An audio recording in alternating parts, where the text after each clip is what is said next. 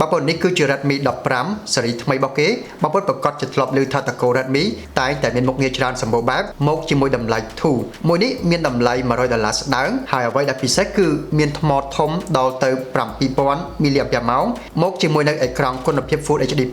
ល្បឿន 144Hz ថាមពលថ្មទំហំយក្ស7000 mAh នៅក្នុងរូបរាងដ៏ស្ដើងល្មមប៉ុណ្នេះគេអាចធ្វើបានវាអាចកំដរយើងបានដល់ទៅ2ថ្ងៃទៅ3ថ្ងៃមិនងាយអស់ទេហើយក៏អាចសាក់ថ្មចូលបានលឿនល្មមដល់ទៅ33វ៉ាត់នេះគឺជាទូរស័ព្ទធំអេក្រង់ធំកាន់បានពេញដៃទំហំដល់ទៅ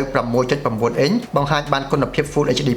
ល្បឿន 144Hz Redmi 15មកជាមួយនៅ chip Snapdragon 685មាន RAM 8GB ដែលអាចបូកបន្ថែម 8GB ទៀតស្មើ 16GB memory ក្នុងម៉ាស៊ីន